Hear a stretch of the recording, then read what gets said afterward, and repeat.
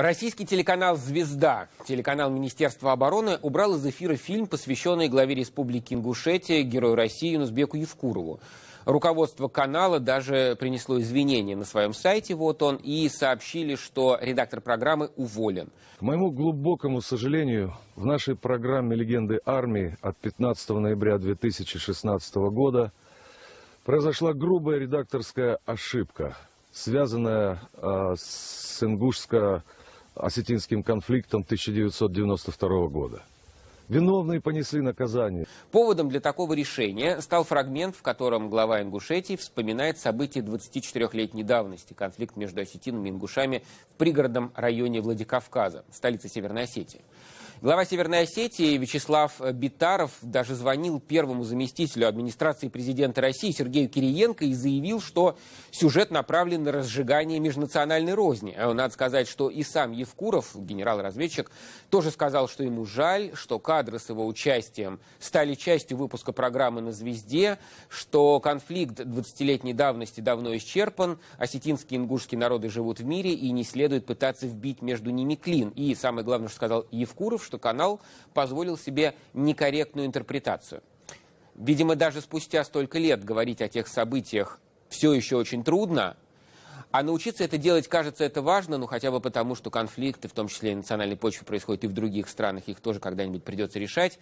Я попросил своего коллегу, обозревателя «Эхо Кавказа» Вадима Дубнова посмотреть фрагменты этой передачи и объяснить мне, все же там корректно или некорректно, из-за чего разразился скандал и как это правильно обсуждать. Вадим, приветствую. Добрый день. Я предлагаю нам сперва посмотреть первый фрагмент из передачи телеканала «Звезда». Давайте начнем.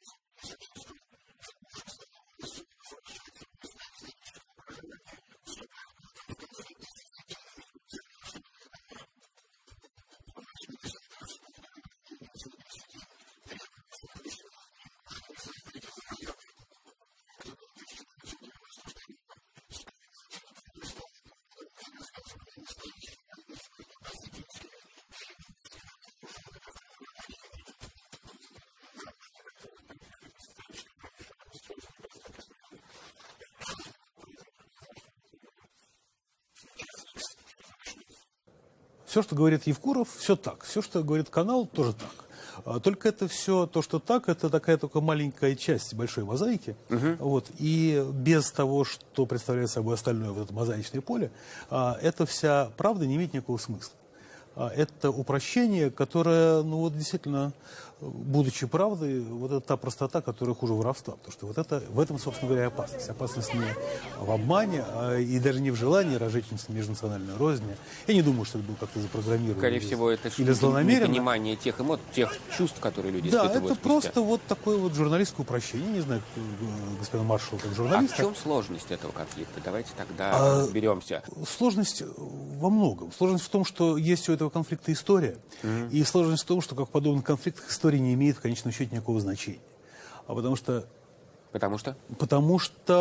та история, которая у этого конфликта была, это история осетино-ингушского, казачьего, российско-кавказского бытия, существования, сосуществования. Это все ужасно интересно, но это на самом деле к 92 году имеет очень непосредственное отношение, как вообще все. Это история, конечно, всегда важна и влияет на события, но в 92 году сошлись очень много факторов, которые к истории уже имеют меньше отношения. Давайте сейчас посмотрим второй сюжет, тот второй фрагмент из передачи, о котором, сейчас увидим что-то.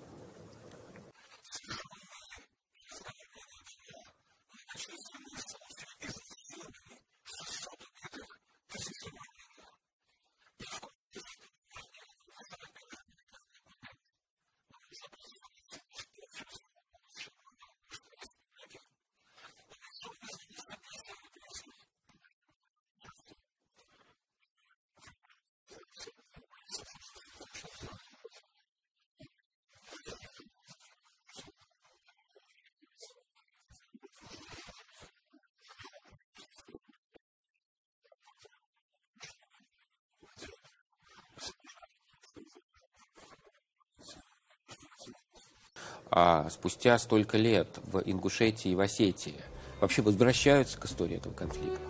Конечно. Прежде всего для Ингушетии история существовала. История официального рождения которой, как Республики Ингушетия, она непосредственным образом связана с этим конфликтом. Она ровесница этого конфликта, можно сказать. И для Ингушей это очень важно, потому что, кроме того, что есть беженцы, кроме того, что есть безумное количество, десятки тысяч людей, которые были вынуждены переселиться из пригородного района. Это люди, которые спустя 20 лет себя продолжают считать беженцами? Нет, беженцы это проблема, это тоже очень сложная проблема, потому что, с одной стороны, они беженцы, да, и комплекс беженства сохраняется, но, конечно, через 20 лет эти люди уже живут совершенно другой жизнью. И с третьей точки зрения, беженцы никогда не возвращаются, а в Ингушетии им удалось немножко вернуться. Это достаточно любопытный случай. Есть некое общее представление, есть некая рана. Мне не нравится слово ментальность, да, но тем не менее для каждого ингуша это тело. Для осетин это не так важно. Для осетин это некая такая обида на 92-й год, это легализация их комплексов по отношению к ингушам. Это тоже есть. Потому что дружбы никогда не было. Здесь позволено их ненавидеть. Это официально разрешено, что справедливо и для другой стороны. Тогда возникает вопрос, прежде чем к третьему фрагменту мы сейчас перейдем, когда главы республик говорят, что конфликт забыт, и не надо вбивать клин между народами, создает впечатление, что на самом деле конфликт, может быть, этот и забыт, но некое напряжение существует, и только чуть клин вобьешь, как что-то может случиться. Это так или нет? Знаете, здесь, опять же, очень много плоскостей, потому что, с одной стороны, для федерального центра конфликт давно забыт, потому что, собственно говоря, для него он был интересен с точки зрения 92-го года в Чечне, то, что происходило в Чечне. Это давно изжито, это давно не актуально, понятно.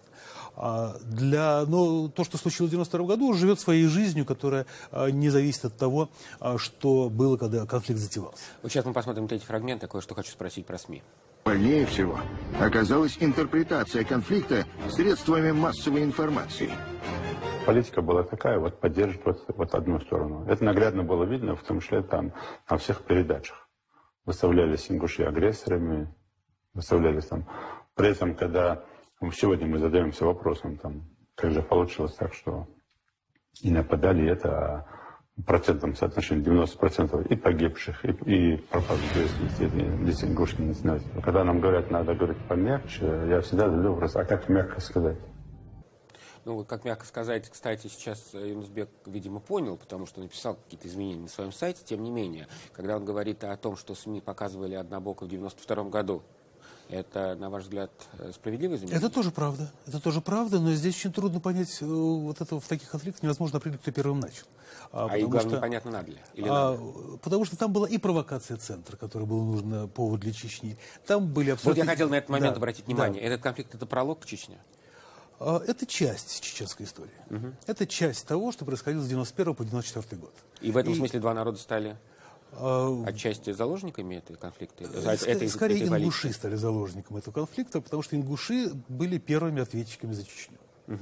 Теперь вопрос. Но, опять же, это то, что я говорю, это тоже некоторое упрощение. Это тоже, я понимаю, что упрощение. Теперь очень короткий вопрос. Когда теперь российские СМИ, сегодня, например, обозреватель Олег Кашин это написал на сайте «Републик», говорит, что если только начать это говорить вслух, про этот конфликт, начать разговаривать на центральном телевидении, то он возникнет опять с новой силой. В села приедут люди с оружием. Это, на ваш взгляд, правда или нет? Нет, это невозможно сейчас, ни в какой степени, потому что есть взаимное недоверие между возвращающимися ингушами и осетинами, все это есть. Хуже или лучше как это не станет. Как надо себя вести СМИ в такой ситуации, как вам кажется? Не допускать упрощений. Если ты хочешь дать схему, то ты должен продумать эту схему. Возвращаться к этим нужно конфликту? Да, обязательно нужно, потому что конфликт продолжается. Конфликт не закончен, и мы не можем себе позволить, как пресса, делать вид, что его нет. Когда люди проговаривают это спустя столько лет, его можно погасить просто разговорами, какими-то статьями, обсуждениями? Конфликт невозможно погасить. Ни осетино-ингушский, ни армяно-азербайджанский невозможно погасить эти конфликты. Их нужно мониторить, нужно научиться говорить некие слова правильные, точные, главное, точные слова. Не навреди, но и не не позволь забыть о том, что он существует.